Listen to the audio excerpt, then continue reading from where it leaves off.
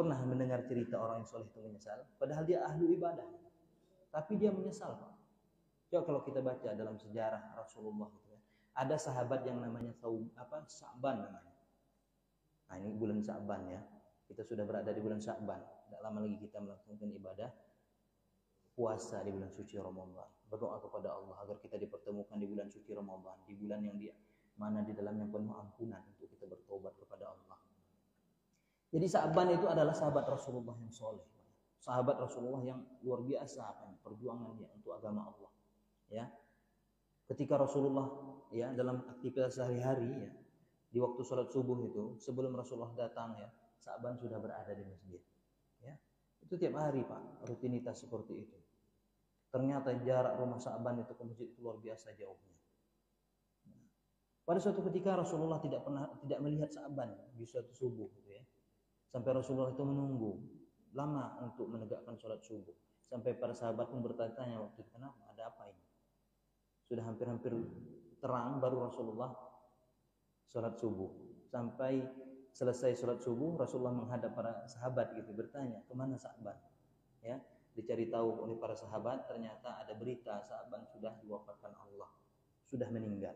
Kemudian Rasulullah bergegas ya menuju tempat tinggal dan jauh Pak, dikejar Rasulullah tak jumpa ya, karena saking jauhnya.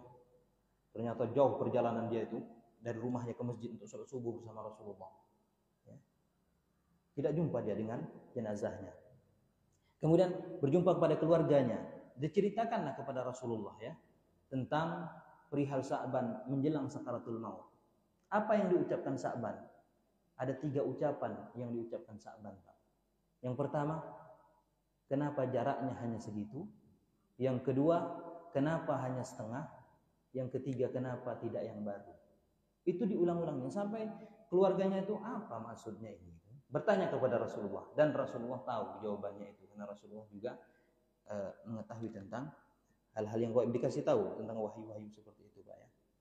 Rasulullah mengatakan, kenapa Sa'ban mengucapkan kenapa jaraknya hanya segitu? Menjelang sakaratul maut, Sa'ban ditunjukkan Allah Subhanahu wa taala ganjaran jarak dia antara rumah dia ke masjid segitu.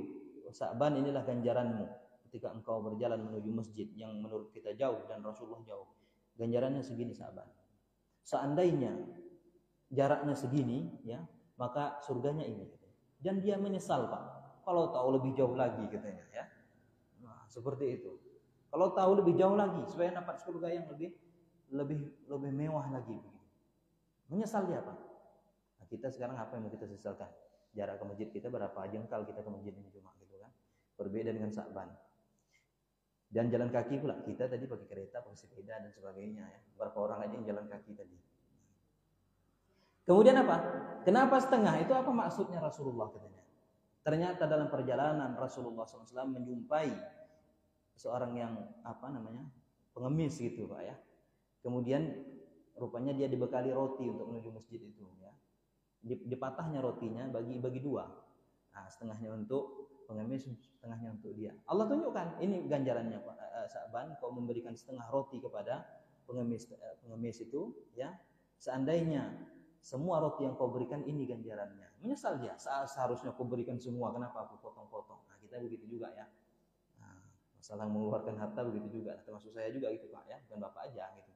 Tersadar diri, kalau ada uang cepet dalam dompet, ada uang 2.000 gitu, yang 2.000 itu kita masukkan gitu kan. Nanti kita akan menyesal Pak di hadapan Allah ternyata. Saya pun dengar gitu, Masya Allah luar biasa. Memukul diri sendiri seperti itu ya. Menyesal dia, padahal dia sudah berbuat baik itu Pak ya. Apalagi kita yang tidak berbuat baik, tidak pernah mengeluarkan harta di jalan Allah. Kemudian yang ketiga, kenapa tidak yang baru? Maksudnya itu ya, ketika itu pengemis itu kedinginan. Kemudian Sa'ban ada beberapa lapis baju dia memberikan baju yang di dalam itu yang tidak baru, sedangkan dia memakai yang barunya.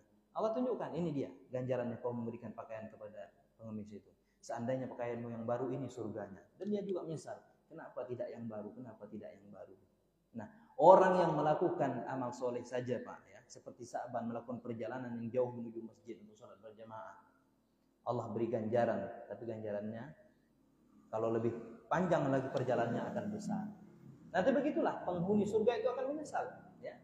seharusnya dulu aku manfaatkan dunia ini untuk beribadah kepada Allah. Kalau tahu dulu ngajinya lebih lama lagi, kalau bisa sampai jam 10. Ya. Begitu kita nanti di akhirat, Pak, ya. Nah, tapi kalau di dunia itu tadi, kenapa begitu? Karena tidak nampak, seperti yang disebutkan dalam buku ini. Karena tidak nampak, maka perkara iman harus ditingkatkan, masalah agama.